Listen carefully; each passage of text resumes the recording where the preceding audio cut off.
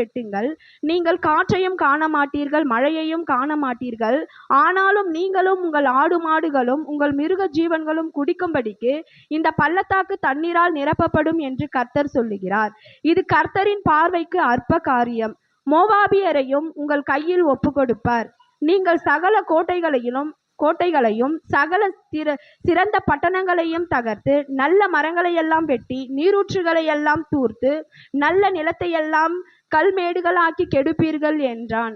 மறுநாள் காலமே பலி செலுத்தப்படும் நேரத்தில் இதோ தண்ணீர் ஏதோம் தேச வழியாய் வந்ததினால் தேசம் தண்ணீரால் நிரம்பிற்று. அல்லேலூயா, அல்லேலூயா. ஆண்டவருடைய வார்த்தை நாம் கேட்க போகிறோம். தயவுசெய்து கவனமாக கேட்கும்படியாக உங்களை அன்போடு கேட்டுக்கொள்கிறேன். கர்த்தர் உங்களோடு பேசுவாராக. இந்த அருமையான ஸ்தோத்திரம் வாசிக்க கேட்ட வேத பகுதியில் 17வது வசனம் தான் ஆண்டவர் இந்த வருடத்தில் சபைக்கு சொல்லும்படி அடியனிடத்தில் சொன்னது. அதையே நான் 1ஆம் தேதி உங்களுக்கு சொல்லியிருக்கிறேன். இந்த வசனத்தினுடைய ஆழம் என்ன என்பதை தான் நாம் இந்த மாதம் ஃபுல்லாக தியானிக்க போகிறோம்.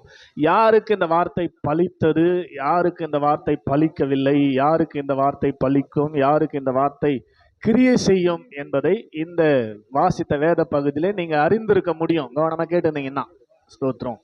இந்த வேத பகுதியில் நம்ம வாசித்தோம், யோசபாத்தின் 18ஆம் வருஷத்தில் அவன் ராஜாவாகி 18ஆம் வருஷம் ஆகும்போது மோவாபியர் இஸ்ரவேலுக்கு விரோதமாக சண்டை போட வராங்க.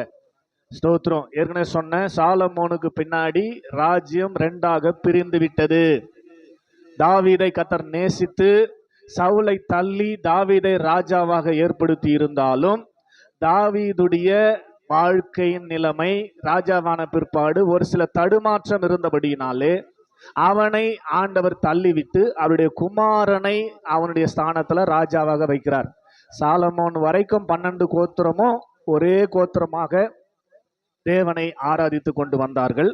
சாலமோன் மேல ஆண்டவர் நம்பிக்கை வச்சு ஸ்தோத்திரம் சாலமோனை தேவனுடைய சமூகத்துல வைத்து தாவீதினால அபிஷேகம் பண்ணப்பட்டு ராஜாவாக மாற்றினார். ஸ்தோத்திரம். ஆண்டவர் அவன் மேல் வைத்த நம்பிக்கையினாலே ஆண்டவர் எதிர்பார்த்த எல்லா காரியங்களும் சாலமோனுடைய வாழ்க்கையில வெளிப்பட்டது.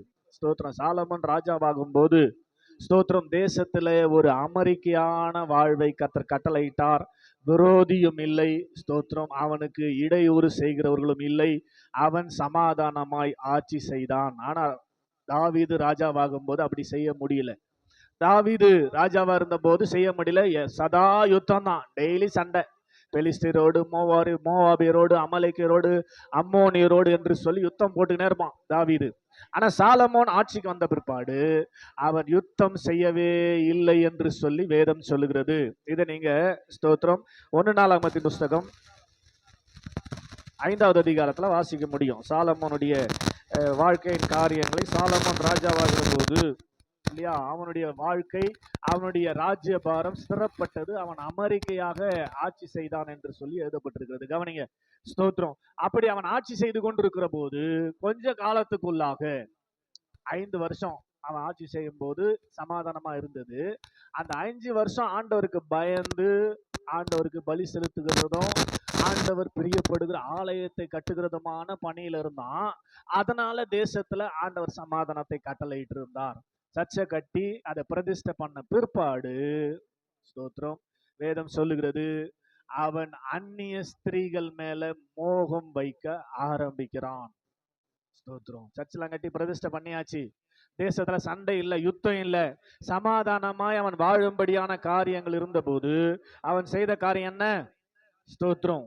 அந்நிய ஸ்திரீகள் மேல மோகம் கொண்டு ஸ்தோத்திரம் 750 மறுமனை ஆட்டிகளும் 250 ஸ்தோத்திரம் 250 வைஃப், 750 ஸ்டெப்னி.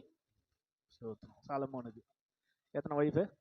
250 மனைவி, 750 ஸ்டெப்னி மறுமனை ஆட்டி அவன் கொண்டான் என்று சொல்லி வேதம் சொல்லுகிறது. 1 ராஜாக்கள் 11வது அதிகாரம் வாசிங்க. 1வது வசனம். 1 ராஜாக்கள் 11வது அதிகாரம் 1வது வசனத்துல இது போட்டுக்குது. வாசிங்க.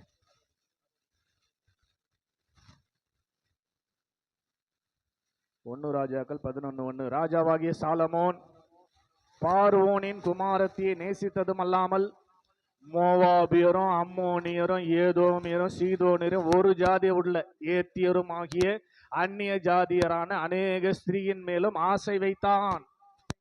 அப்புறம் 3வது வசனம், அவனுக்கு பிரபுக்கள் குலமான 700 மறுமனையாட்டிகளும் 300 மறுமனையாட்டிகளும் இருந்தார்கள். ஆமே 1000 பொஞ்சடி கட்டினாள். சொல்லுங்க அல்லேலூயா. ஆண்டவர் அதை விரும்புவாரா? ஸ்தோத்திரம். அவன் ஆட்சிக்கு வந்த போது ஆண்டவர் அவன் மேல பிரியம் வைத்து அவர் தான் ராஜாவாக்குறாரு.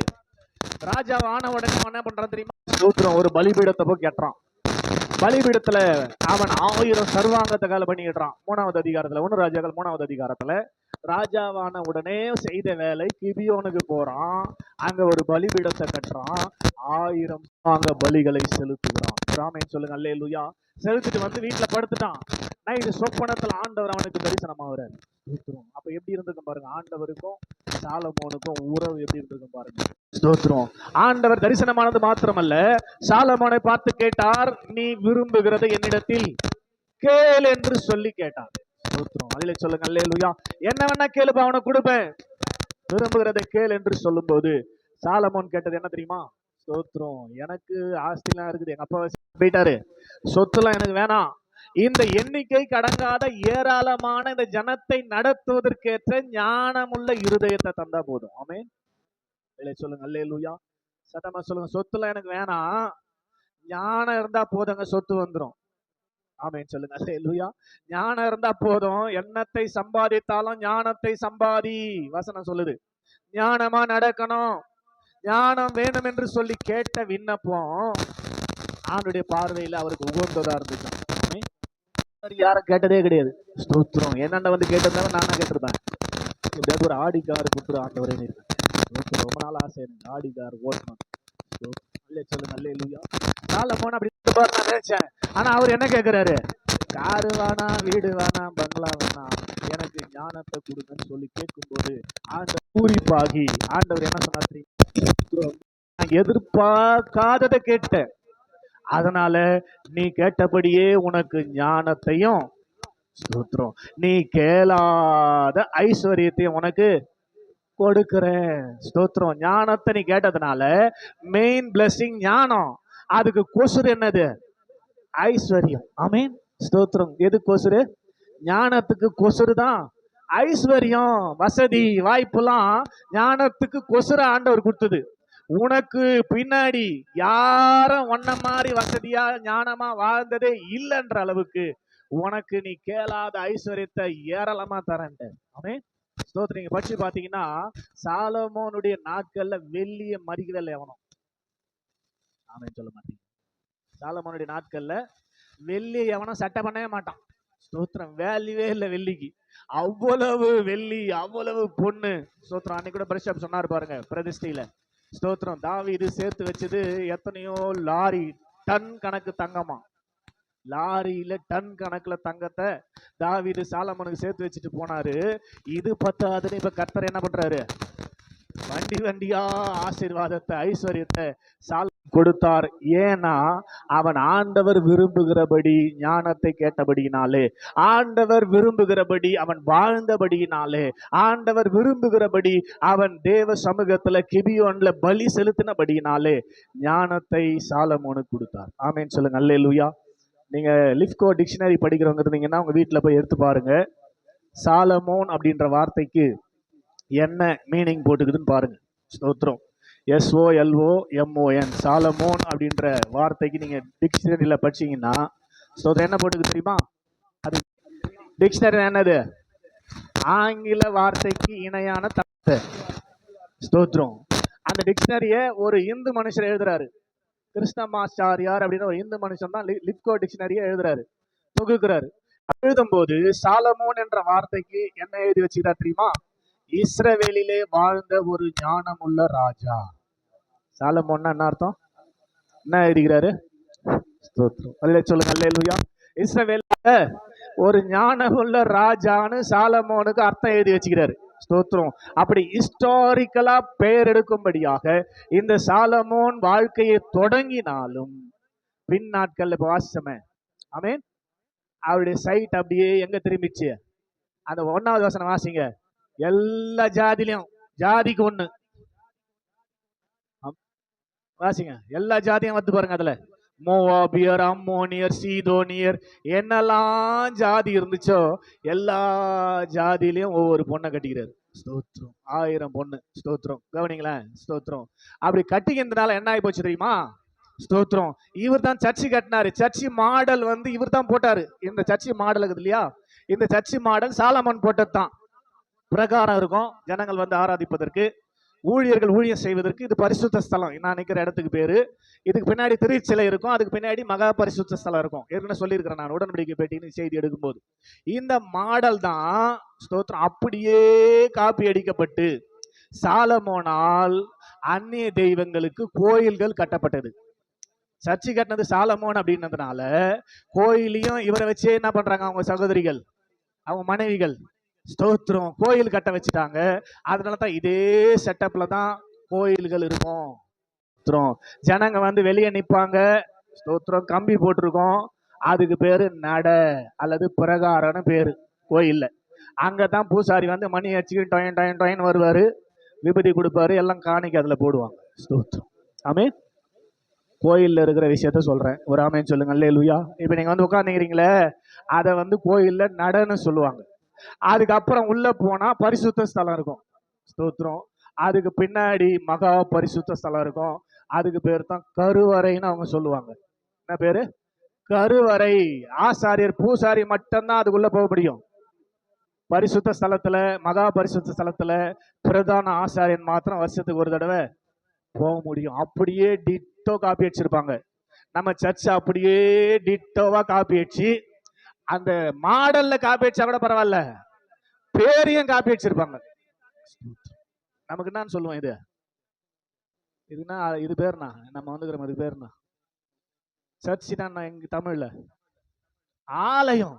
நீங்க போய் பாருங்க, எந்த எந்த கோயில்னா கோயில்னு கிட்ட பாருங்க. ஸ்தோத்திரம். சோ அண்ட் சோ ஆலயம் எழுதிட்டான், பேரையும் காப்பி அடிக்கிறான். ஸ்தோத்திரம். ஆமென் சொல்லுங்க. அல்லேலூயா. ஸ்தோத்திரம். மாடலை காப்பி அடிச்சா பத்தாதுன்னு பேரையும் இப்ப என்ன பண்றான்? ஆலயம்ன்றான். ஸ்தோத்திரம். கர்த்தர் நல்லவர். கவனிங்க. ஸ்தோத்திரம். இப்படி சாலமோன் இருதயத்தை அந்நிய தெய்வங்கள் பக்கமாய் திரும்பின போது ஆண்டவர் என்ன பண்றாரு தெரியுமா? அது 1 ராஜாக்கள் 11வது அதிகாரத்துல. ஸ்தோத்திரம். நீங்க வாசிங்க தொடர்ந்து, 5வது வசனம் நினைக்கிறேன், வாசிங்க.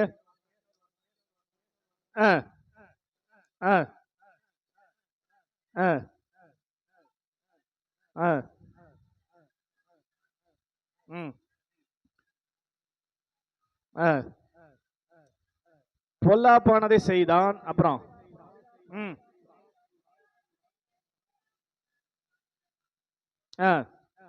எல்லா கோயிலும் கட்டினது சாலமோன் தான். ஸ்தோத்திரம். அப்ப ஆண்டவர் என்ன பண்றாரு அப்படின்னா, ஸ்தோத்திரம், அவனுக்கு 2 விசை தரிசனமாகிறார். கர்த்தரை பூரணமாய் பின்பற்றாதபடினாலே அவனுக்கு 2 விசை தரிசனமாகி நீ இதெல்லாம் செய்யாதப்பான்னு சொல்லி அவனை எச்சரிக்கிறார். ஸ்தோத்திரம். ஆண்டவர் என்ன பண்றாரு? தாவீதுக்கு உடன்படிக்கை பண்ணிட்டதுனால பையன் தவறா போகும்போது உடனே பனிஷ் பண்ணல. கவனிக்கிறீங்களா? என்ன பாருங்க. உடனே அவன் என்ன பண்ணல, தண்டிக்காம ஸ்தோத்திரம் அவனுக்கு கிருபை கொடுக்கிறார். 2 முறை சாலமோனுக்கு தரிசனமாகி, கவனிங்க, அவனை எச்சரிக்கிறார். நீ போற வழி சரியில்லை. கவனிக்கிறீங்களா? கேட்க இன்ட்ரெஸ்ட்லாம் வீட்டுக்கு போயிடுங்க. எனக்கு சப்போர்ட் பண்ணணும், கோஆபரேட் பண்ணணும். உம்முன்னு உட்காந்துருந்தீங்கன்னா எனக்கு கோபம் வந்துடும் அப்புறம். ஸ்தோத்திரம். கவனிங்க, நான் கேட்குற கேள்விக்கு பதில் சொல்லுங்க, புரிஞ்சுக்கங்க. இது வாழ்க்கைக்கு அவசியமானது, உங்களுக்கு ஆசீர்வாதமா இருக்கும். ஒண்ணுமே புரியாம தெரியாம அப்படியே இங்க உட்காந்துங்கிறதுக்கு நீங்க வீட்டுக்கு போயிடலாம். ஸ்தோத்திரம். கர்த்தர் உங்களை ஆசீர்வதிப்பார். அல்லேலூயா சொல்லுங்க. அல்லேலூயா. 2 விசை சாலமோனுக்கு ஆண்டவர் தரிசனமாகி நீ செய்யறது தப்புப்பா, செய்யாதப்பான்னு சொல்றாரு. திருந்திருக்கணுமா திருந்திருக்கூடாதா? சொல்ல மாட்டீங்களே. திருந்தணுமா திருந்திரக்கூடாதா? ஆனா அவன் காதலியாத வாங்காம இன்னும் தீவிரமா, ஸ்தோத்திரம், 1000 கோயில் கட்டுறவரெல்லாம் அடங்கலாமே. ஒரு பொஞ்சடிக்கு ஒரு கோயில்னு 1000 கோயிலை கட்டுறவரெல்லாம். ஸ்தோத்திரம். கர்த்தருடைய வார்த்தைக்கு செவி கொடுக்காத போது இப்பதான் ஆண்டவர் பிளான் பண்றாரு, இனி இவனாண்ட பேசி பிரயோஜனம் இல்ல, தாவீதுக்கு நான் வாக்கு கொடுத்துட்டேன், அதனால ஒரு கோத்திரம் மாத்திரம் உங்க சந்ததியில வரட்டும், மீதி 11 கோத்திரத்தை பிடுங்கி வேற ஒருத்தங்கிட்ட கொடுக்க போறேன். ஆமென். ஸ்தோத்திரம். அப்பதான் பிளவு வந்து, ஏன் பிளவு வந்து தெரியுதா? இப்போ புரியுதா உங்களுக்கு? 12 கோத்திரமும் ராஜாவை முதலாக இந்த சவுலை ஏற்படுத்தினார். சவுலுக்கு பிற்பாடு தாவீது, தாவீதுக்கு பிற்பாடு சாலமோன் ஏற்படுத்தப்பட்டார். இதுவரைக்கும் 12 கோத்திரமும் ஒரே ராஜாவை தான் சேவித்தார்கள். ஒரே ராஜா தான் ரூல் ஓவர் பண்ணார், நடத்தினார். ஆனா சாலமோனுடைய இந்த மோசமான நடவடிக்கை ஆண்டவரை இரிட்டேட் பண்ணதுனால, ஆண்டவரை கோபப்படுத்தினபடினால, ஆண்டவர் இனிமேல்ட்டு ஒரு பிரயோஜனமும் இல்லை. 2 முறை இரக்கமாய் தாவீதுக்கு பண்ணின உடன்படிக்கையை மறக்காமல் இரக்கமாய் சாலமோனை சந்தித்து 2 முறை எச்சரிக்கிறார்.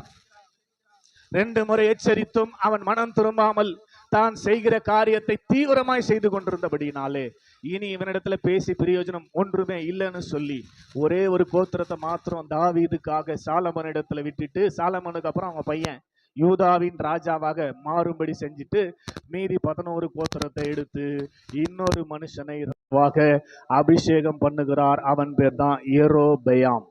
அவன் பேர் என்னது? ரெகொபெயாம். சாலமோனுடைய பையன் பேர் யெரொபெயாம்.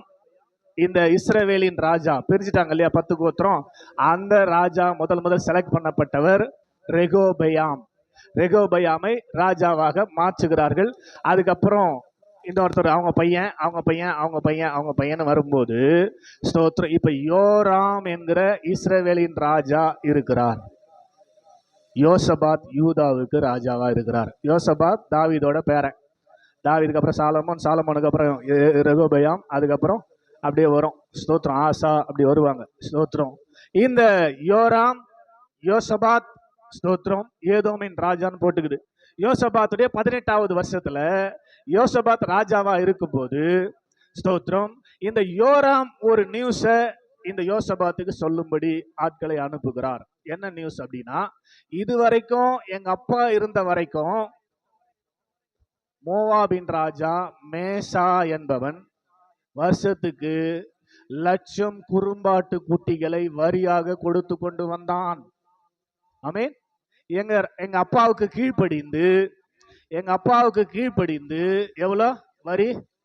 1,00,000 குறும்பாட்டு குட்டிகளும், அப்புறம் ஸ்தோத்திரம் 10,00,000 ஆட்டு குட்டிகளும் என்று சொல்லி அவன் வரி செலுத்தி கொண்டு வந்தான். இப்ப எங்க அப்பா செத்துட்டாரு, நான் ராஜாவா இருக்கிறேன். இப்ப என்ன பண்றான் அப்படின்னா, எனக்கு வரி செலுத்தாம எனக்கு விரோதமா கலகம் பண்ண ஆரம்பிச்சிட்டான். கலகம் பண்ணி பக்கத்துல இருக்கிற ராஜாக்கள் எல்லாம் கூட்டி கொண்டு என்னோடு யுத்தம் பண்ண வரான், சண்டை போட வரான். எங்க அப்பா கூட சமாதானமா இருந்த மேசா இப்ப என் கூட சண்டை போட வரான் அப்படின்னு சொல்லி அறிந்து கொண்ட போது இந்த யோராம் என்ன பண்றான் அப்படின்னா, யூதாவின் ராஜாவாகி யோசபாத் இடத்துல உதவி கேட்கறான்.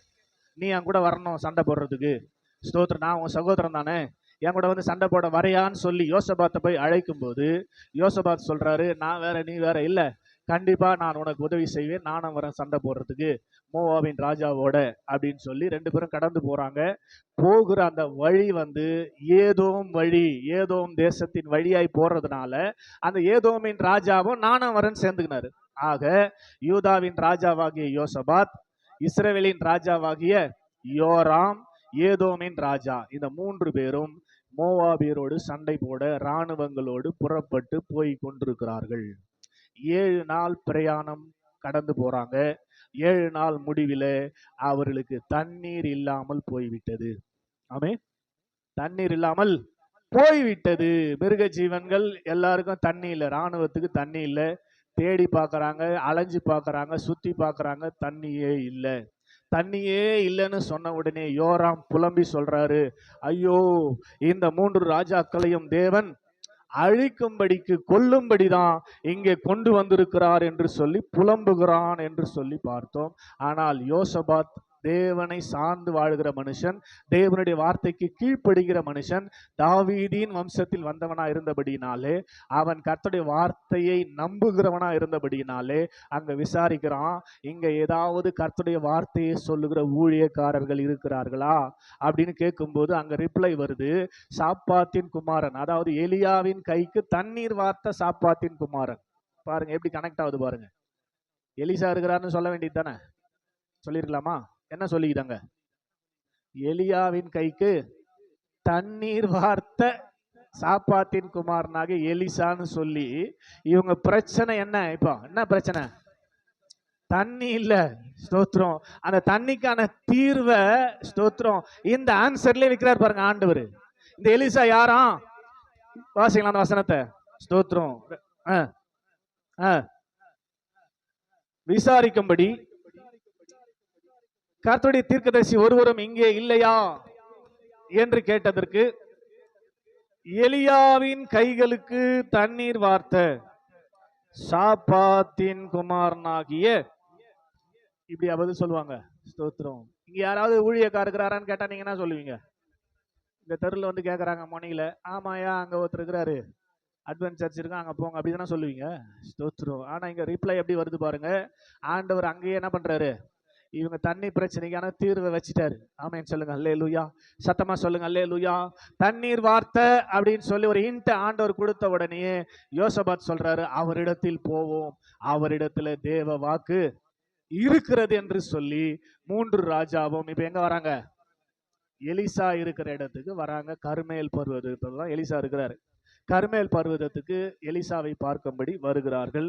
அப்படி வரும்போது முதல் இந்த யோராம் தான் எலிசாவின் கண்ணில் படுறாரு. ஸ்தோத்திரம். 3 பேரும் போய் நிற்கும் போது வாசிங்க 15வது வசனம். இல்ல 13. எலிசா இஸ்ரவேலின் ராஜாவை பார்த்து, கவனிங்க, ஒரே டென்ஷன் ஆயிட்டார். எலிசா இஸ்ரவேலின் ராஜாவாகிய யோராமை பார்த்த உடனே டென்ஷன். முன்னாடி இவர் தான் போய் மாட்டுறாரு. ஸ்தோத்திரம். இவர் யாரு? இஸ்ரவேலின் ராஜா ஆகாப் என்கிற ராஜாவுடைய பையன். இந்த ஆகாப் யாரு? இஸ்ரவேல் ஜனங்களை பாகாலை பின்பற்றும்படியாய் மனசை கெடுத்தவன். கவனிக்கிறீங்களா? கர்மேல் பர்வதத்துல எலியா போயிட்டு ஸ்தோத்திரம் 450 பாகால் தீர்க்கதரிசிக்கு முன்னாடி ஸ்தோத்திரம் சவால் விடுறான், கர்த்தர் தான் தெய்வம்னு. அவங்க சொல்றாங்க 450 பேரும் பாகால் தான் தெய்வம் என்று சொன்னார்கள். அப்போ ஒரு போட்டி, ஒரு காளையை கொண்டு வரணும், 2ஆ புலக்கணும், 1 உங்களுக்கு 1 எங்களுக்கு. ஒரு பலிபீடத்தை கட்டணும், வெறுகு அடுக்கணும், அது மேல இந்த பலியை வைக்கணும். எண்ணெய் ஊற்றக்கூடாது, மண்ணெண்ணெய் ஊற்றக்கூடாது, கொளுத்தக்கூடாது.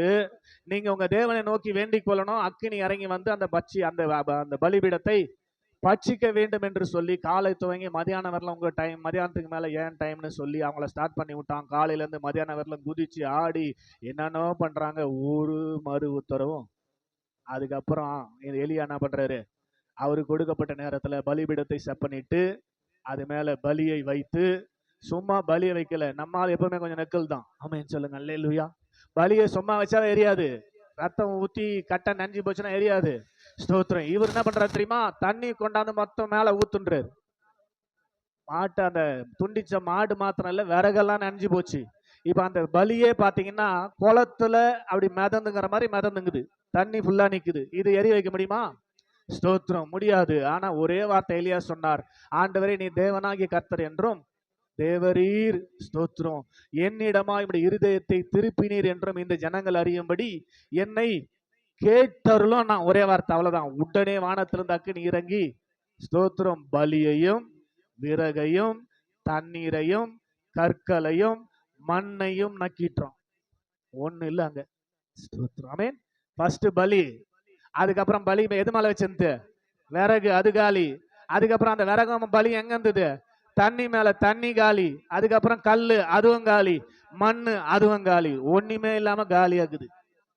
இதுதான் பரலோக அக்கினியின் அபிஷேகம். கையை தட்டி ஆமென் சொல்லுங்க அல்லேலூயா. சத்தமா சொல்லுங்க அல்லேலூயா. இந்த எலியா ஸ்தோத்திரம் இந்த பாகால் தீர்க்கதரிசிக்கு விரோதமாய் எழும்பி ஸ்தோத்திரம் அவன் செய்த அந்த பலியினாலே கர்த்தர் தான் தேவன் என்று சொல்லி அறிக்கையிட்டு அந்த 450 பேரையும் வெட்டிட்டான். கர்மேல் பர்வதத்துல என்ன பண்ணிட்டான்? நீங்க பாகாலை பின்பற்றக்கூடாது, கர்த்தர் தான் தெய்வம் என்று சொல்லி 450 பேரை வெட்டி போட்டுட்டான். இந்த 450 பேர் யாருன்னா ஆகாபுடைய மனைவியாகிய யெசபேல் வணங்குகிற பாகாலை பின்பற்றுகிறவர்கள். இது எசபேலுக்கு தெரிந்த போது, நாளை இந்நேரத்துக்கு எலியாவை நான் வெட்டாம விட மாட்டேன். ஆமென். எங்க தீர்க்கதரிசிகள் அவன் வெட்டிட்டான் 450 பேரை, எலியாவை நான் வெட்டி போடுவேன், அவனை கொன்றே தீருவேன் என்று சொல்லி எழும்பினவள் தான் இந்த எசபேல். ஆமென். இவங்க பையன் தான் இந்த யோராம். பாகாலை பின்பற்றி பாகாலை சேவித்து, அவங்க சேவித்தது மாத்திரமல்ல, தேவ ஜனங்களையும் பாகாலை சேவிக்க செய்த ஆகாப் எசபேலினுடைய அந்த மகன் தான் யோராம். அதனாலதான் அவனை பார்த்த உடனே எலிசா டென்ஷன் ஆகி சொல்றாரு, உன் மூஞ்ச பார்த்தா ஒன்னும் பண்ண முடியாது, யோசபாத் மூஞ்ச பார்த்ததுனால நன்மை செய்ய போறேன். ஆமே. ஏன் டென்ஷன் ஆனாரு யோராம் பார்த்து? அவங்க அப்பா அம்மா சரியா இவனை வளர்க்கல. அவங்க அப்பா அம்மா தேவனை விட்டுட்டு பாகாலை பின்பற்றி போனவங்க. அவங்களுக்கு யாருக்காவது தேவன் உதவி செய்ய முடியுமா? பாகாலை பின்பற்றவங்களுக்கு ஆண்டவர் உதவி செய்ய முடியுமா? முடியாது. அப்படின்றதுனாலதான் இந்த யோராமை பார்த்து கர்த்தர் டென்ஷன் ஆனாரு. ஸ்தோத்திரம். அதுக்கப்புறம் யோசபாத்தை பார்த்து அவங்களுக்கு இரக்கம் செய்தார் என்று சொல்லி பார்க்கிறோம். இதுதான் சம்பவம். ஸ்தோத்திரம். இந்த சம்பவத்துல யோராமை பார்த்து டென்ஷன் ஆக காரணம் என்ன? ஸ்தோத்திரம். யோசபாத்தை பார்த்து மனமிறங்க காரணம் என்ன அப்படின்றத வரும் நாட்களை பார்க்க போறோம். இன்னைக்கு நம்ம பார்க்க போறது என்ன தெரியுமா? 18வது வசனம் தான் இன்னைக்கு நம்ம பார்க்க போறோம். இது கர்த்தரின் பார்வைக்கு அற்ப காரியம். This is the simple matter in the side of the lord. ஆண்டவருடைய பார்வைக்கு லேசான காரியம், சிம்பிளான காரியம், அற்பமான காரியம் நம்முடைய வாழ்க்கையில நம்முடைய பள்ளத்தாக்கை நிரப்புவது. அல்லேலூயா சொல்லுங்க. அல்லேலூயா. ஆண்டுடைய பார்வைக்கு லேசான காரியம், அற்பமான காரியம். ஆண்டுடைய பார்வைக்கு கவனிக்கணும். ஸ்தோத்திரம். நல்லா புரிஞ்சுக்கணும். அவருடைய பார்வை பட்டாதான், அவருடைய பார்வை பார்க்குமானால், அவருடைய இமைகள் அல்லது அவருடைய கண் நம்முடைய வெறுமையை, நம்முடைய பள்ளத்தாக்கை பார்க்குமானால் லேசான காரியம். நம்ம பார்க்கிற மாதிரி வாழறமான்னு பார்க்கறது தான் இன்னைக்கு செய்தி. ஸ்தோத்திரம். பார்த்தாதான் லேசான காரியம். நல்லா புரிஞ்சுங்க. அவருடைய பார்வைக்கு அவர் பார்த்தாதான் உங்க வாழ்க்கையில நிரப்புகிறது லேசான. புரியுதா இல்லையான்னு தெரியல உங்களுக்கு. அப்படியே உட்காந்துங்கிறீங்க. ஸ்தோத்திரம். அவர் பார்த்தாதான் உங்க வாழ்க்கையில பள்ளத்தாக்கு நிரப்பப்படும். அவர் பார்க்கிற மாதிரி யோசபாத்து மாதிரி வாழணும். அவர் பார்த்து டென்ஷனா வர மாதிரி யோராம் மாதிரி வாழக்கூடாது. புரியுதா இல்லையா உங்களுக்கு? யோசபாத்தை பார்த்து தான் நன்மை செஞ்சாரு. யோராம பார்த்தவனே திட்டுறாரு. நீ ஏன் வந்த? உன் முகத்தை பார்த்தா எரிச்சல் ஆகுதுன்றாரு. நம்ம முகத்தை பார்த்து அவர் எரிச்சல் ஆச்சுன்னா நமக்கு நன்மை செய்வாரா? நம்ம பள்ளத்தாக்க நிரப்புவாரா? சொல்லுங்க. அல்லேலூயா. அப்ப அவர் பார்க்கும்போது அவர் பார்வைக்கு அற்ப காரியமாய் நம்முடைய பள்ளத்தாக்கு நிரம்ப வேண்டும் என்று சொன்னால், அவர் நம்மளை பார்த்து சந்தோஷமா யோசபாத்து போல நன்மை செய்ய இறங்குகிற அளவுக்கு நம்முடைய வாழ்க்கை அவருக்கு முன்பாக வெளிச்சமாக, உண்மையாக, உத்தமமா இருக்கணும். ஆமென். அவருடைய காந்திக்கு மறைவா யாரும் எங்க போக முடியாது. அவருக்கு மறைந்து வாழ முடியாது. தாவீது அழகா சொல்லுகிறார், ஆண்டவரே உமக்கு மறைவாக நான் எங்கே போவேன்? வானத்துக்கு ஏறினாலும் அங்கே இருக்கிறீர், பாதாளத்துல போய் படுக்கை போட்டாலும் அங்கே உம்முடைய கரம் என்னை தாங்குகிறது. எங்கேயுமே போக முடியாது ஆண்டவரே. அப்பதான் நம்ம செய்யற எல்லா செயலும் அவருடைய பார்வைக்கு வெளியரங்கமா இருக்குது. நீங்க நினைச்சுக்கிறீங்க பாஸ்டருக்கு தெரியாதுன்னு, நீங்க நினைச்சுக்கிறீங்க உங்க வீட்டுக்காருக்கு தெரியாதுன்னு, நீங்க நினைச்சுக்கிறீங்க உங்க மனைவிக்கு தெரியாதுன்னு, பிள்ளைங்க நினைச்சுக்கிறீங்க பெற்றோருக்கு தெரியாதுன்னு. ஸ்தோத்திரம். பிள்ளைங்க நினைச்சுக்கிறீங்க சபைக்கு தெரியாது, பாஸ்டருக்கு தெரியாதுன்னு. ஆனா நீங்க செய்யற எல்லாமே என் ஆண்டுடைய பார்வைக்கு மறைவானது இல்லை. நீங்க எப்படி அவரை தேடுகிறீர்கள் என்பதை அவர் அறிந்திருக்கிறார். எப்படி சபைக்கு வர்றீங்க அப்படின்றத அவர் அறிவார். எத்தனை பேர் விரும்பாம வர்றீங்கன்றதையும் அவர் அறிவார். எத்தனை பேர் விருப்பத்தோடு வாஞ்சியோடு வருகிறீர்கள் என்பதையும் அவர் அறிவார். அவருக்கு மறைந்து நாம் ஒன்றுமே செய்யவே முடியாது. என்னை ஏமாத்தலாம், சபையை ஏமாத்தலாம், சபை நிர்வாகத்தை ஏமாத்தலாம், ஆண்டவரை ஏமாத்த முடியாது. என்னையும் சேர்த்து நான் பேசினுக்கிறேன். ஸ்தோத்திரம். ஆண்டவரை நான் என்ன பண்ணியது ஏமாற்ற முடியாது. 1 நாளாகமத்தில் அழகா சொல்லுவார். ஸ்தோத்திரம். 16வது அதிகாரத்துல. ஸ்தோத்திரம். ஆண்டவர் யாருக்கு நன்மை செய்கிறார், யாரை அவர் பார்ப்பார் பாருங்க. முதல்ல ஸ்தோத்திரம். 1 நாளாகமத்தின் புஸ்தகம் 16வது அதிகாரத்துல ஸ்தோத்திரம், உத்தம இருதயத்தோடு ஸ்தோத்திரம், யார் அவரை தேடுகிறார்களோ, யார் அவரை பின்பற்றுகிறார்களோ அவர்களுக்கு நன்மை செய்யும்படியாக தான் ஸ்தோத்திரம் அவருடைய கண்கள் பூமி எங்கும் உலாவிக் கொண்டிருக்கிறது என்று வேதம் சொல்லுகிறது. அல்லேலூயா சொல்லுங்க, அல்லேலூயா. உத்தம இருதயத்தோடு, என்ன இருதயம் சொல்லுங்களேன், உத்தம இருதயத்தோடு யார் அவரை சேவிக்கிறார்களோ, யார் அவரை பின்பற்றுகிறார்களோ, யார் அவரை ஆராதிக்கிறார்களோ. வாசிங்க 2 நாளாகமத்தின் புஸ்தகம் 16:9. 2 நாளாகமத்தின் புஸ்தகம் 16வது அதிகாரம், 2 நாளாகமம் 16:9. தம்மை பற்றி உத்தம இருதயத்தோடு இருக்கிறவர்களுக்கு தம்முடைய வல்லமையை விளங்க பண்ணும்படி கர்த்தருடைய கண்கள் பூமி எங்கும் உலாவிக் கொண்டிருக்கிறது. ஆமென். அவருடைய பார்வை எங்க இருக்குதுங்க? யார் மேல இருக்குதுங்க? யார் மேல பார்வை இருக்கிறதோ அவர்கள் வாழ்க்கையில பள்ளத்தாக்கை நிரப்புவது அற்ப காரியம். கவனிங்க, நல்லா புரிஞ்சுக்கணும். அவருடைய பார்வை யார் மேல் இருக்கிறது? அவரை பற்றி உத்தம இருதயத்தோடு இருக்கிறவர்களுக்கு. தேவனை பற்றி எப்படி இருக்கணுமா? உத்தம இருதயம். தேவனை பற்றிய உத்தம இருதயத்தோடு இருக்கிறவர்களுக்கு தம்முடைய வல்லமையை காண்பிக்கும்படி, தம்முடைய வல்லமையை விளங்க பண்ணும்படி கர்த்தருடைய கண்கள் பூமி எங்கும் உலாவிக் கொண்டிருக்கிறது. கர்த்தருடைய பார்வை யார் மேல படும்? யார் அவரை உத்தமமாய் பின்பற்றுகிறார்களோ, யார் அவரை உத்தமமாய் அவரை சேவிக்கிறார்களோ. ஸ்தோத்திரம். யோபை குறித்து பரலோகம் சாட்சி கொடுக்கிறது. ஸ்தோத்திரம். யோபின் புஸ்தகம் 1வது அதிகாரம் 1வது வசனத்தை வாசிங்க பார்க்கலாம். யோபின் புஸ்தகம் 1வது அதிகாரம் 1வது வசனத்துல, ஊத்ஸ் தேசத்துல யோபு என்னும் பேருள்ள ஒரு மனுஷன் இருந்தான். அவன் உத்தமனும். யாரா? பைபிள்ல ஒரு மனுஷனை குறிச்சு உத்தமன்னு சாதாரணமா எழுத முடியுமா? உத்தமன்னு பேரை வச்சிருப்பாங்க. ஸ்தோத்திரம். யோபுவை உத்தமன் என்று பைபிள் தொடங்குது. அதே அதிகாரத்துல 7வது வசனம் 6-7 வாசிங்க.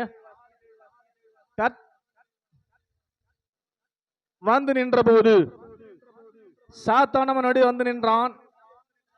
கர்த்தர் சாத்தானை நோக்கி, நீ எங்கே இருந்து வருகிறாய் என்று கேட்டார்.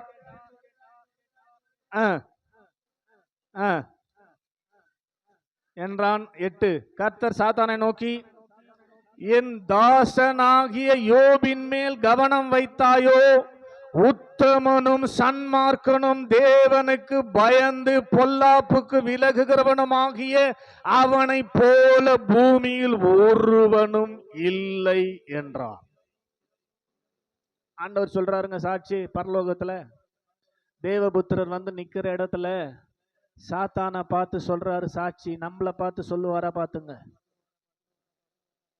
யோபை பார்த்து என்ன சொன்னாரு? சாத்தானை பார்த்து, உத்தமனும் சன்மார்க்கனும் தேவனுக்கு பயந்து பொல்லாப்புக்கு விலகுகிறவனுமாகிய அவனை போல ஒரு மனுஷனை பூமியில பார்க்கவே முடியாதுன்னு ஆண்டவரே சாட்சி கொடுக்கிறார். ஸ்தோத்திரம். கேட்டுக்கொண்டிருக்கிற அருமையான தேவ ஜனமே, அந்த யோபுவின் மேல் அவருடைய பார்வை இருந்தபடினாலதான் இந்த சர்டிபிகேட். நம்ம மேல பார்வை இருந்தாதான் சர்டிபிகேட். ஸ்தோத்திரம். சர்டிபிகேட் மாத்திரம் அல்ல, ஸ்தோத்திரம், நம்முடைய பள்ளத்தாக்கை அவரால் நிரப்ப முடியும். என கேட்டுக்கொண்டிருக்கிற அருமையான தேவ ஜனமே, அவரை பற்றிய விஷயத்துல உத்தம இருதயத்தோடு பின்பற்றணும். கடமைக்கு எதையும் செய்யக்கூடாது. சபையில மெச்சிப்பாங்கன்னு செய்யக்கூடாது. ஸ்தோத்திரம். தேவன் பார்க்கிறார், தேவன் கவனிக்கிறார். என்னுடைய உத்தமத்தை அவருக்கு நான் விளங்க காட்டும்படியாக, என்னுடைய உண்மையை அவருக்கு விளங்க காட்டும்படியாக நான் வாழ வேண்டும் என்ற எண்ணத்தோடு வாழணுமே தவிர ஊரு மெச்சிக்க என்ன பண்ணக்கூடாது, காரியங்களை செய்யக்கூடாது. அப்படி செஞ்சா ஒரு நன்மையும் நமக்கு கிடைக்காது. ஆண்டவர் பார்க்கிற அளவுக்கு ஆமென் நம்முடைய செயல்கள் உத்தமமாய் கர்த்தரை பின்பற்றுகிறதாய் இருக்க வேண்டும். அப்படிப்பட்டவர்களுக்கு தான் அவர் நன்மை செய்யும்படி அவர் என்ன பண்றாராம்? ஸ்தோத்திரம். பூமி எங்கும் உலாவி பார்த்துக்கினே இருக்கிறாரு. யார் உத்தமமா என்ன பின்பற்றுறாங்க, யார் உத்தமமா பின்பற்றுறாங்க, அவங்களுக்கு என்ன பண்ண போறேன் நானு நன்மை செய்ய போறேன்னு சொல்லி பார்த்துக்கினே இருக்கிறாரு. இது கர்த்தருடைய பார்வைக்கு அற்ப காரியம். நம்முடைய வாழ்க்கையில ஆசீர்வாதங்களை கொடுப்பது சிம்பிள் மேட்டர். எப்பொழுது அவர் ஆசீர்வாதங்களை சிம்பிளா நம்ம கொடுப்பார் அப்படின்னா, அவர் பார்க்கிற வண்ணம் நாம் உத்தமமாய் கர்த்தரை பின்பற்றினால் மட்டுமே அவர் பார்வை நம்ம மேல படும். அவர் பார்வை நம்ம மேல பட்டாதான் நம்ம பள்ளத்தாக்கு தண்ணீரால் நிரம்பும். அல்லேலூயா சொல்லுங்க. அல்லேலூயா. இல்லைன்னா நிரம்பத்துக்கான வாய்ப்பு இல்ல. அப்ப அவர் பார்க்கிற மாதிரி நம்ம வாழணும். ஆகஸ்ட் மாசத்துல ஒரு வாக்குத்தத்தத்தை கேட்டோம். அவர் அவளை கண்டு அவளை தம்மிடத்தில் அழைத்து அவள் மேல் தம்முடைய கைகளை வைத்தார். அவள் உடனே நிமிர்ந்து தேவனை ஸ்தோத்திரம். 18 வருஷமா நிமிர முடியாத கூனி சபையில ஸ்தோத்திரம் அவர் பார்வைப்படுகிற இடத்துல இருந்தபடியினாலே அவள் கூன் நிமிர்ந்ததுன்னு அன்னைக்கு சொன்னேன். இப்ப மறுபடியும் சொல்றேன். ஸ்தோத்திரம். நமக்கு நேற்று சொன்னதே தெரியாது, அப்ப சொன்னது எங்க தெரிய போகுது. ஸ்தோத்திரம். அவள் சபைக்கு 18 வருஷமாக அவளால சபைக்கு வர முடியாத சூழ்நிலை. 13:12 வாசிங்க. லூக்கா 13:12. இயேசு அவளை கண்டு எங்க ஸ்தோத்திரம் 13:10 வாசிங்க. ஒரு ஓய்வு நாளிலே அவர் சபையில சர்ச்சில் டீச் பண்ணி கொண்டிருக்கும் போது, பிரசங்கம் பண்ணி கொண்டிருக்கும் போது, இப்ப 12வது வசனம், இயேசு அந்த ஸ்திரியை கண்டாள். எந்த ஸ்திரீ? 11வது வசனம். 18 வருஷமாய் பலவீனப்படுத்தும் ஆவியை கொண்டிருந்த ஒரு ஸ்திரீ. அவள் எவ்வளவும் நிமிர முடியாத ஸ்திரீ. 18 வருஷமா ஆலயத்துக்கு வருகிறாள், போகிறாள், ஒரு மாற்றமும் இல்லை. ஆலயத்துக்கு வரக்கூடாதபடிக்கு எத்தனையோ காரணங்களை நாம் ஜோடிக்கிறோம், செட் பண்றோம், சாக்கு சொல்றதுக்கு தயாரிக்கிறோம். அவளுக்கு பல காரியங்கள் இருக்குது. சபைக்கு ஏன் வரலன்னு கேட்கவே முடியாது பாஸ்டர். ஏன்னா அவள் எவ்வளவும் நிமிர முடியாத கூனி. அன்னைக்கு நான் பண்ணி காமிச்சேன். சுத்தமா நிமிர்ந்து முன்னாடி பார்க்கவே முடியாது. எவ்வளவு நிமிர முடியாத கூனி. புரியுதா உங்களுக்கு? இப்ப உங்க வீட்டுல இருந்து சபைக்கு வரணும், நிமிர்ந்து பார்க்க முடியாம எப்படிங்க சர்ச்சுக்கு வர முடியும்? முடியுமா? பார்க்கவே முடியாது. ஃப்ரண்ட்ல என்ன நடக்குதுன்னே தெரியாது. எப்படி சர்ச்சுக்கு வர முடியும்? நிமிர முடியாத கூனி. ஆனா 18 வருஷமா ஃப்ரம் த 18 இயர்ஸ் ஒரு நாள் கூட ஆப்சென்ட் இல்லாம, ஒரு நாள் கூட லேட்டா இல்லாம அவள் சபைக்கு வந்திருக்கிறாள். ஸ்தோத்திரம். ஆமே. அதனாலதான் ஆண்டுடைய பார்வை அவமால பட்டுச்சு. உங்க பள்ளத்தாக்கு நிரம்பணும்னா அவர் பார்வை உங்க மேல படணும். உங்க மேல அவருடைய பார்வை படணும்னா உத்தமமாய் பின்பற்றணும். அவளை யாரும் அடிக்கல சபைக்கு வரலன்னு, அவளுக்கு யாரும் சொல்லல அவளுக்கு சபைக்கு வான்னு. அவளே உத்தமமாய் எனக்கு ஜீவனை கொடுத்து, கூணு பெரிய மேட்டர் இல்ல, எனக்கு உயிரை கொடுத்து வச்சுக்கிறாரு, அதுக்காக என் ஆண்டவருக்கு நன்றி செலுத்தும்படியாய் ஆலயத்துக்கு என்னால போக முடியாது, ஆனாலும் போவேன், நேரத்தோடு போவேன், ஆண்டுடைய பார்வை படுற இடத்துல இருப்பேன். எவ்வளவு ஜனம் அந்த சர்ச்சில் இருந்திருப்பாங்க. ஆனா ஆண்டுடைய பார்வை படுற இடத்துல இருந்தா. இயேசு அவளை கண்டார், இயேசு அவளை பார்த்தார், உடனே அவளை அழைத்தார். அவள் கிட்ட வந்தபோது அவள் மேல் கையை வைத்தார். அவள் உடனே நிமிர்ந்தாள். என்னை கேட்டுக்கொண்டிருக்கிற அருமையான தேவ ஜனமே, உங்களுக்கு நன்மை செய்ய வேண்டுமானால் அவர் பார்வையில நீங்க இருக்கணும். ஆமே. யார் மேல பார்வை இருக்கும்? 7:30 மணி சர்ச்சுக்கு 8:30 மணிக்கு வரவங்க மேல பார்வை இருக்காது. உத்தமா நீங்க பின்பற்ற ஏதோ கடமைக்கு வரீங்க, ஸ்தோத்திரம். உத்தமமாய் பின்பற்றுறவங்க 7 மணிக்கு இருப்பாங்க. கீதா ராணி சிஸ்டர் சொல்லலாம், ஜபராணி சிஸ்டர் நான் வரதுக்கு முன்னாடி இருந்தாங்க. அவங்க உத்தமமா பின்பற்றாங்க, அவங்களுக்கு நன்மை செய்வாரு, மற்றவங்களுக்கெல்லாம் வாய்ப்பே இல்லை. ஸ்தோத்திரம். உத்தமமா பின்பற்றுகிறவர்களுக்கு தான் அவருடைய பார்வைப்படும். இந்த சகோதரி 18 வருஷமா உத்தமமாய் பின்பற்றினால் முடியாத சூழ்நிலை. செத்தாலும் பரவாயில்ல, சர்ச்சில் போய் சாவரன்னு வரா. ஏன்னா அவளுக்கு முன்னாடி வர வண்டியும் தெரியாது, பின்னாடி வர வண்டியும் தெரியாது, எதுவுமே தெரியாது. கவனிக்கிறீங்களா? எழுத அண்ணா சிரிப்பு. நான் காமெடியா பண்ணிக்கிறேன்.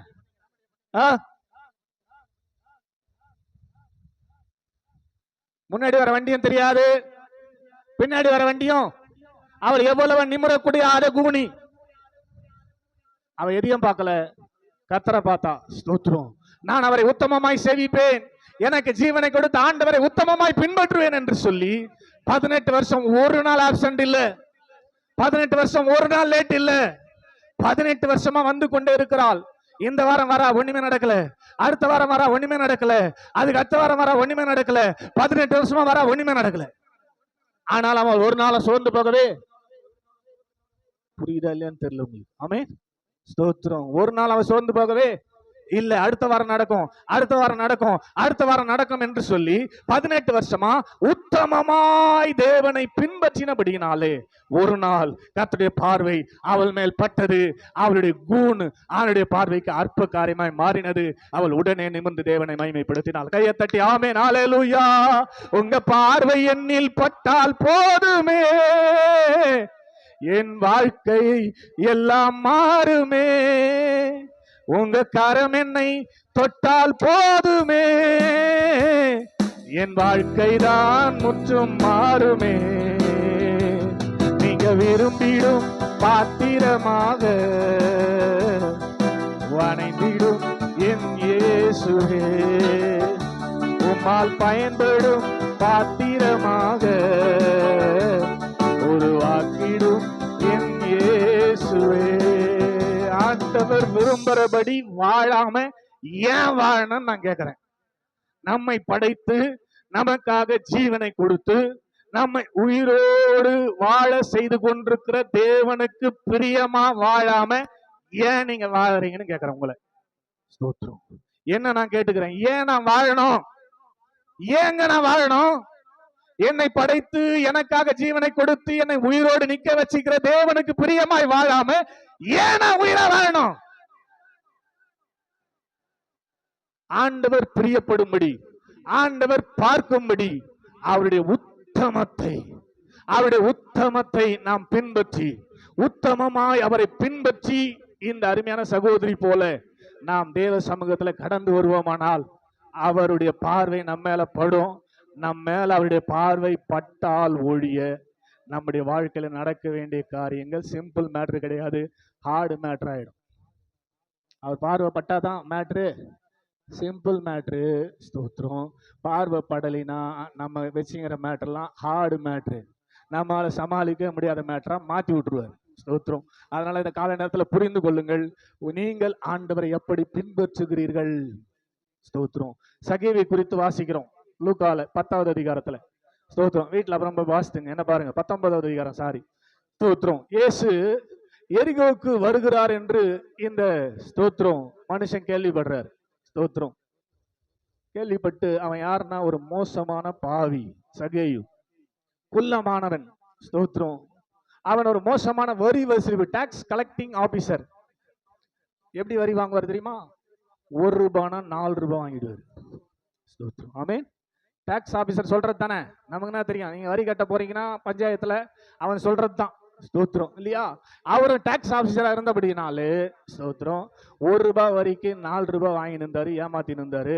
ஒரு நாள் இயேசுவை குறித்து கேள்விப்படுகிறார். இயேசு இந்த சைடு வரப்போறாரு அப்படி கேள்விப்பட்ட உடனே அவனுக்குள்ள ஒரு வாஞ்சை, இந்த இயேசுவை எப்படியாக நான் பார்க்கணும், இந்த இயேசுவை எப்படியாக நான் பார்க்கணும்னு சொல்லி முதலாவது தன் இருதயத்துல தீர்மானித்தான். பார்க்கறது ரொம்ப கஷ்டம் இயேசுவை. ஏன்னா ஒரு திரளான கூட்டம் அவரை சூழ்ந்து கொண்டே இருக்கும். இவன் குள்ளமான ஆளு, தான் இருப்பான். கூட்டத்துல போய் எப்படி பார்க்கறது இயேசுவை? பார்க்க முடியுமா?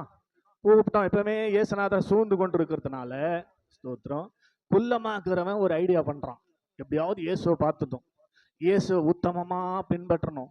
ஸ்தோத்திரம். அதனால இயேசுவை பார்த்தா தான் இது முடியும்னு சொல்லி இயேசுவுக்கு முன்னாக இயேசு போற வழியில இருக்கிற ஒரு காட்டத்தி மரத்துல ஏறி கம்முன்னு அப்படி உட்காந்துக்கணும். ஸ்தோத்திரம்.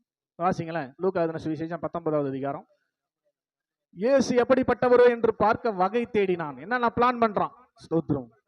இயேசு எப்படிப்பட்டவரோ, அவரை பார்க்கணுமே, இயேசுவை பின்பற்றணுமே அப்படின்னு சொல்லி இவனுக்குள்ள ஏக்கம் வந்தபடியினாலே அவன் ஒரு பிளான் பண்றான். அந்த பிளானோட முடிவு தான் அவன் ஆண்டவர் போகிற வழியில போய் ஒரு காட்டத்தி மரத்துல ஏறிக்கொண்டான். ஸ்தோத்திரம். அவனுடைய அந்த உத்தமத்தை கர்த்தர் பார்க்கிறாரு. பார்க்கறதுக்கு நம்ம என்ன பண்ணுவோம்? ஸ்தோத்திரம். ஆண்டவரை பார்க்க விரும்புறோம், வரோம், ஆண்டவர் கூட்டமாகுது, அடா போயா நான் வந்தேன், கூட்டமாகுது. ஸ்தோத்திரம். நான் என்ன பண்றது? எனக்கு பார்க்க விருப்பம் தான், ஆசை தான், ஆனா கூட்டமாகுது, நான் என்ன பண்றது? திரும்பின்னு போயிடுவோம். ஆமே. ஆனா உத்தமமா பின்பற்றுகிறவர்கள் என்ன பண்ணுவாங்க? இந்த கூட்டத்தின் மத்தியில எப்படி பார்க்கறதுன்ற பிளான் பண்ணுவாங்க. அதை தான் இந்த சகேயு பிளான் பண்றாரு. ஆமென். கூட்டமா தான் இருக்கும், இயேசு பின்னாடி, இயேசு சுத்தி. இந்த கூட்டத்தின் மத்தியில குள்ளமா இருக்கிற நாம எப்படி இயேசுவை பார்க்கிறது, இயேசுவை பின்பற்றுகிறது என்று சொல்லி அவன் பிளான் பண்ணும்போது தான் இந்த யோசனை வருகிறது, மரத்து மேல ஏறிக்கலாம் அப்படின்னு சொல்லி. அல்லேலூயா சொல்லுங்க, அல்லேலூயா. இப்ப இயேசு அந்த வழியா வந்துட்டாரு. இவன் மரத்து மேல இயேசுவுக்கு தெரியாம ஒதுங்கி ஒளிஞ்சு கொண்டிருக்கிறான். இயேசு வந்து கரெக்டா அந்த மரத்துக்கிட்ட நிக்கிறார். இவன் ஏறினது இயேசுவுக்கு தெரியுமா தெரியாதா? தெரியாதுன்னு அவன் நினைச்சிருந்தான். ஸ்தோத்திரம். இப்ப இயேசு மரத்துக்கிட்ட நின்று அண்ணாந்து பார்த்து, ஆமே, சகேயுவே சீக்கிரம் இறங்கி வா, இன்றைக்கு நான் உன் வீட்டில் தங்க போகிறேன். யாரை பார்த்தாருங்க? சகேயுவே அல்ல, அவரை பார்க்க வேண்டும் என்று உத்தம இருதயத்தோடு தேடின மனுஷனுக்கு தம்முடைய வல்லமை விளங்க காட்டும்படி அவருடைய கண்கள் பூமியில உலாவிக்கும். புரியுதா உங்களுக்கு? யார் உத்தமமாய் பின்பற்றுகிறார்களோ, சகேயுவை சாதாரணமா பார்க்கல அவரு. அவன் உத்தமமாய் பின்பற்ற தன்னை அர்ப்பணித்தபடியினாலே எப்படியாவது இயேசுவை பார்த்தணும். ஸ்தோத்திரம். எப்படியாவது நான் சர்ச்சுக்கு போயிடணும், எப்படியாவது 7:30 மணி 7:25 அப்படி எங்கேயாவது 7:25 போய் சர்ச்சில் ஊழ்ந்தணும்னு நீங்க ஊழ்ந்தீங்கன்னா உங்களை அவர் பார்ப்பாரு. ஸ்தோத்திரம். ஆடி அசைஞ்சு 8:30 வந்தீங்கன்னா உங்களை அவர் பார்க்கறதுக்கான வாய்ப்பு இல்லை. ஸ்தோத்திரம். இவன் எப்படியாவது இயேசுவை பார்த்து விட வேண்டும் என்பதற்காக அவன் பிளான் பண்ணி காட்டத்து மரத்துல ஏறினபடியினாலதான் சகேயு நின்று அவன் பார்க்கறதுக்கு முன்னாடி இவர் பார்த்து, சகேயுவே சீக்கிரம் இறங்கி வா என்று சொன்னார். என்னை கேட்டுக்கொண்டிருக்கிற அருமையான தேவ ஜனமே, மறுபடியும் வாசிங்க 2 நாளாகமம் 16:9. உங்க மைண்ட்ல நல்லா ஏத்தி வச்சிங்க. ஆண்டவர் பார்த்தாதான் உங்க வாழ்க்கையில பள்ளங்களை நிரப்புவது லேசான காரியம், அற்ப காரியம். அவர் பார்த்தாதான் அற்ப காரியம். அவர் யாரை பார்க்கிறார்?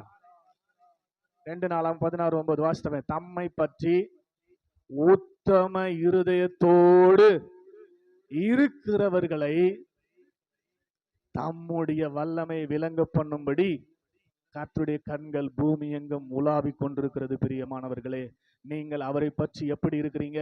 உத்தம இருதயத்தோடு நீங்கள் அவரை பின்பற்றுகிறீர்களா? ஸ்தோத்திரம்.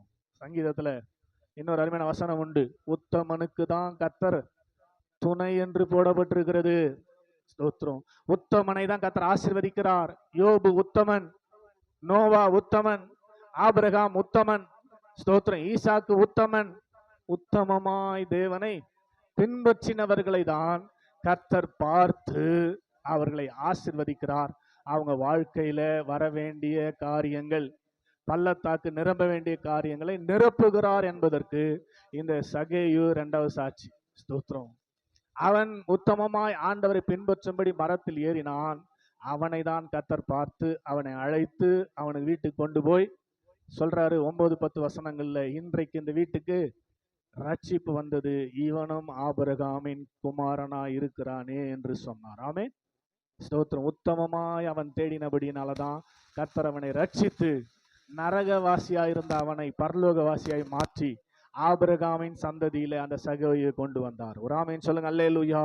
யார் உத்தமமாய் பின்பற்றுகிறார்களோ அவர்களுக்கு தான் கர்த்தர் நன்மை செய்யும்படியாய், ஆசீர்வாதங்களை கொடுக்கும்படியாய் இந்த பூமி எங்கும் அவருடைய கண்கள் உலாவிக் கொண்டிருக்கிறது. பார்த்துக்கினே இருக்குது, செக் பண்ணினே இருக்குது. இந்த 18 வருஷமா நிமிர முடியாத கூனி மாதிரி, இந்த சகை மாதிரி உத்தமமா பின்பற்றினா அந்த பார்வை உங்க மேல படும். உங்க மேல அவர் பார்வை பட்டாதான் நீங்கள் காற்றையும் காண மாட்டீர்கள், மழையும் காண மாட்டீர்கள்.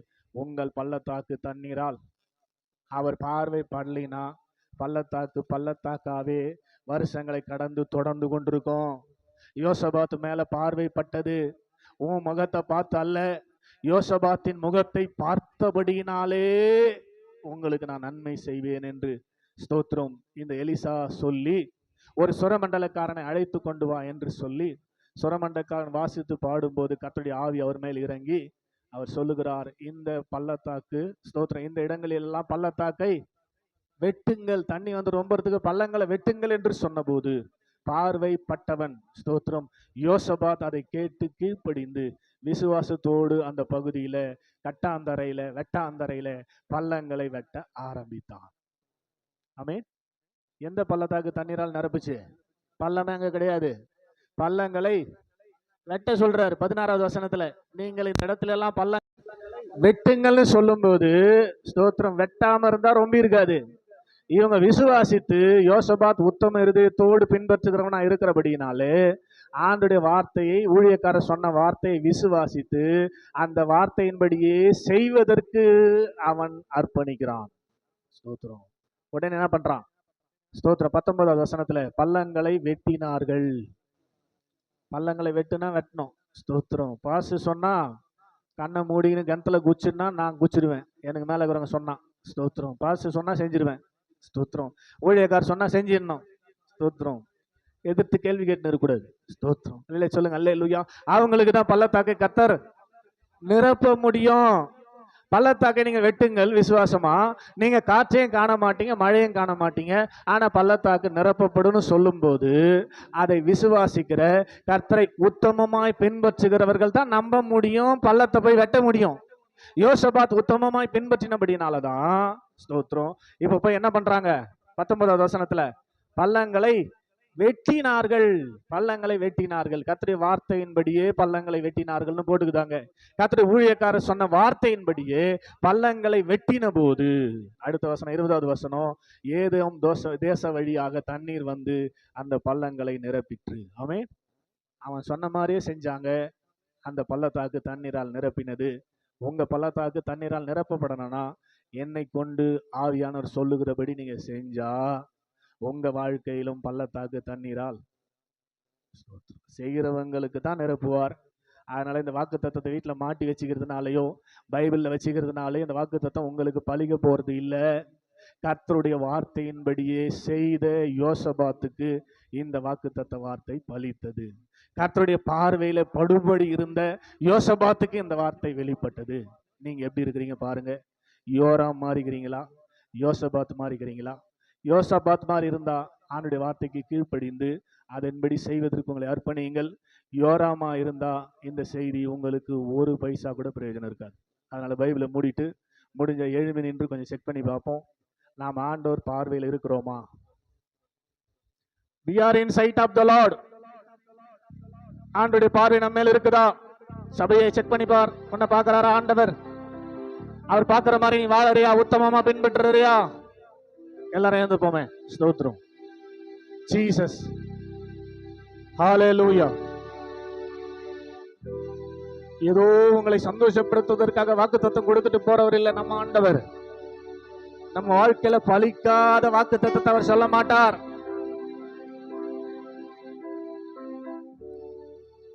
ரெண்டு கொரிந்தியர் 1:20 அழகா சொல்லுது. 2 கொரிந்தியர் 1வது அதிகாரம் 20வது வசனம் நம்மளை ஜெபத்தோடு வாசிப்போமே.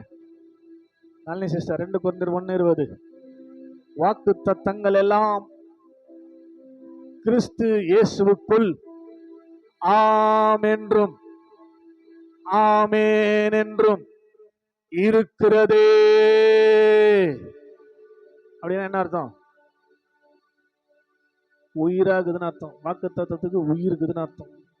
இங்க ஊழியக்காரர் சொல்ற வார்த்தை ஆம் என்றும் ஆமேன் என்றும் இருக்கிறதே.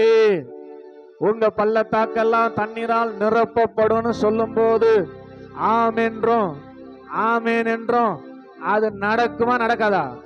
நடக்கனா கையை தட்டுவீங்களே. ஸ்தோத்திரம். அதனால வாக்கு தத்துவம் ஏதோ உங்களுக்கு கிளுகிழுப்பு உண்டாக அல்ல, தேவ ஜனங்களை உற்சாகப்படுத்த அல்ல ஆண்டவர் கொடுப்பது, அவங்க வாழ்க்கையில் அதை நிறைவேற்றுவதற்காக தான். ஸ்தோத்திரம். வாக்கு தத்துவம் பண்ணினவர் உண்மை உள்ளவர். ஆமென். வாக்கு தத்துவம் பண்ணினவர் உண்மை உள்ளவர். நம்முடைய முற்பிதாக்களை பாருங்கள். யாரெல்லாம் வாக்கு தத்துவம் கொடுத்து அழைத்தார்களோ அவர்கள் நம்பி பின்பற்றினார்கள். அந்த வாக்கு தத்துவம் அவங்க வாழ்க்கையில பலித்தது. தேசத்துல பஞ்சம் வந்துச்சு. ஈசாக்கு உடனே எகிப்துக்கு போக பிரயாணப்படுறாரு. ஆண்டவர் அவனுக்கு தரிசனமாகி சொல்றார், நீ இங்கே இரு, எகிப்துக்கு போகாத, இங்கே இரு, நான் உன்னை ஆசீர்வதிப்பேன்னு சொன்னாரு. அவனுடைய வார்த்தை கேட்டு பஞ்ச காலத்துல அதே தேசத்துல கேரார் ஊரிலே குடியிருந்தான். பயங்கர பஞ்சம். ஜனங்கள் எல்லாம் போயிட்டாங்க. ஸ்தோத்திரம். எகிப்துக்கு இவன் மாத்திரம் கர்த்தருடைய வார்த்தையை நம்பி ஸ்தோத்திரம் கேராரூர்ல குடியிருந்தான். பஞ்ச காலத்துல ஈசாக்கு அந்த தேசத்துல விதை விதைத்தான். ஆமென். கர்த்தர் அவனை ஆசீர்வதித்தபடியினாலே நீ இங்கே வாசம் பண்ணு, உன்னை ஆசீர்வதிப்பேன் என்று கர்த்தர் சொன்ன வார்த்தை நிறைவேறும்படியாக பஞ்ச காலத்துல ஈசாக்கு அறுவடை செய்கிறான். 100 மடங்கு ஆசீர்வாதம் அவனுக்கு கிடைத்தது. எந்த பிசினஸ்லயும் இப்படி கிடைக்கவே கிடைக்காது. எல்லா பிசினஸ்லயும் சேதாரம் உண்டு, வேஸ்டேஜ் உண்டு. எல்லா பிசினஸ்லயும் சேதாரம் இல்லாம பிசினஸே கிடையாது. எந்த பிசினஸ் பண்ணாலும் அதுல ஒரு குறிப்பிட்ட சதவீதம் சேதாரம். ஆனா கர்த்தர் ஆசீர்வதிக்கும் போது அதுல 1% கூட சேதாரம் கிடையாது. 100% ஆசீர்வாதம்.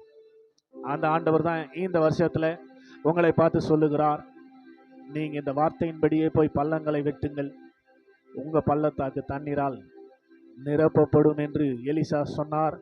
அவங்க போய் அப்படியே பள்ளங்களை வெட்டினார்கள். அவர் சொன்ன வார்த்தையின்படியே, அழகா போட்டிருக்க அந்த வசனம், எலிசா சொன்ன வார்த்தையின்படியே ஏதோம் தேசத்தின் வழியாய் தண்ணீர் புறப்பட்டு வந்து அந்த பள்ளங்களை நிரப்பினது. ஆமென்.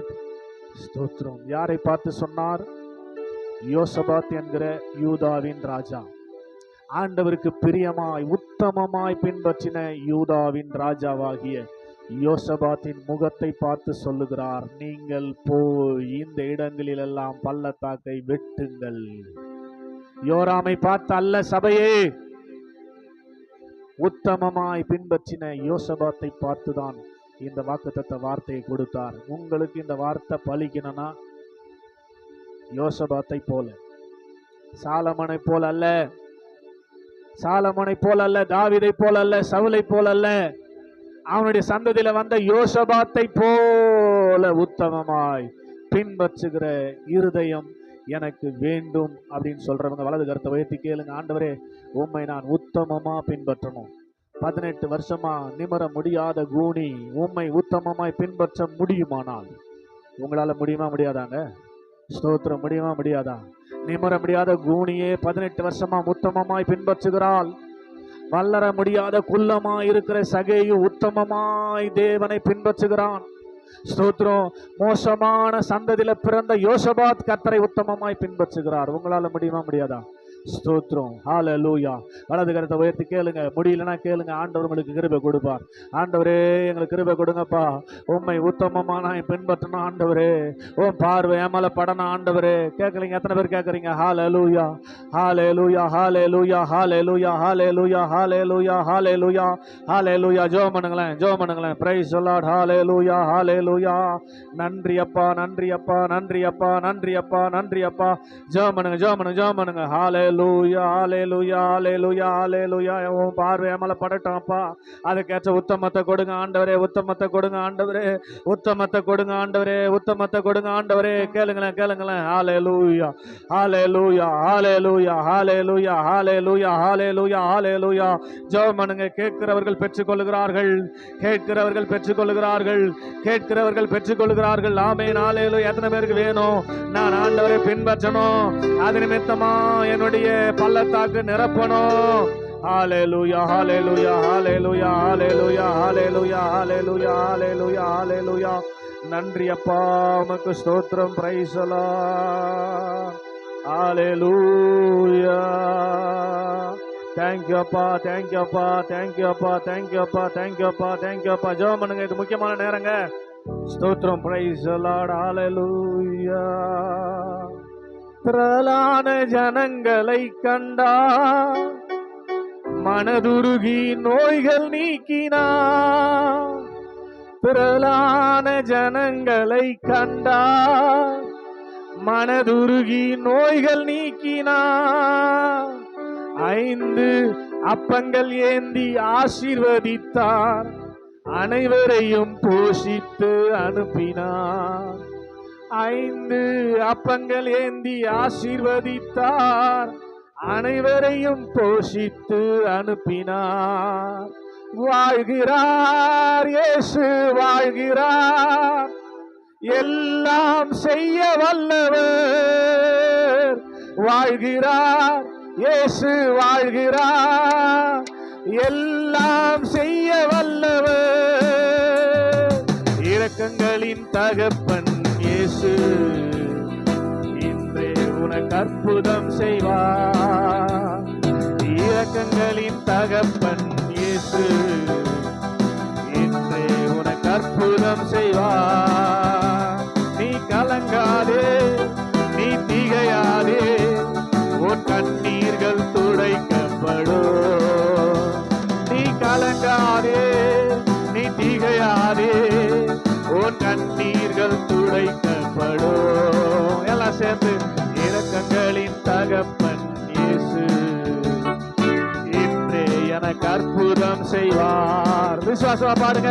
இரக்கங்களின் தகப்பன் இயேசு இன்றே எனக்கு அற்புதம் செய்வார். விதவையின் கண்ணீரை கண்டா மனதுருகி ஆயாதே என்றார். விதவையின் கண்ணீரை கண்டா மனதுருகி ஆயாதே என்றார். கிட்ட வந்து பாடையை தொட்டார், மரித்தவன் உட்கார்ந்து பேசினார். கிட்ட வந்து பாடையை தொட்டார், மரித்தவன் உட்கார்ந்து பேசினார். வாழ்கிறார் இயேசு வாழ்கிறார், எல்லாம் செய்ய வல்லவர். வாழ்கிறார் இயேசு வாழ்கிறார், எல்லாம் செய்ய வல்லவர். நீ கலங்காதே, நீ திகையாதே, எல்லாம் செய்ய வல்லவர். நீ கலங்காதே, திகையாதே, இயேசு எல்லாம் செய்ய வல்லவர். நீ கலங்காதே, நீ திகையாதே, உன் கண்ணீர்கள் துடைக்கப்படும். அப்படியே திருப்பந்திக்காக நான் முன்னாடி வந்து முழங்கால் படி நம்மிடங்களை அன்போடு அழைக்கிறேன். திரளான ஜனங்களை கண்டா மனதுருகி நோய்கள் நீக்கினார். திரளான ஜனங்களை கண்டா மனதுருகி நோய்கள் நீக்கினார். 5 அப்பங்கள் ஏந்தி ஆசீர்வதித்தார், அனைவரையும் போஷித்து அனுப்பினார். 5 அப்பங்கள் ஏந்தி ஆசீர்வதித்தார், அனைவரையும் போஷித்து அனுப்பினார். வாழ்கிறார் இயேசு வாழ்கிறார், எல்லாம் செய்ய வல்லவர். வாழ்கிறார் இயேசு வாழ்கிறார், எல்லாம் செய்ய வல்லவர். கலங்காதே, திகையாதே,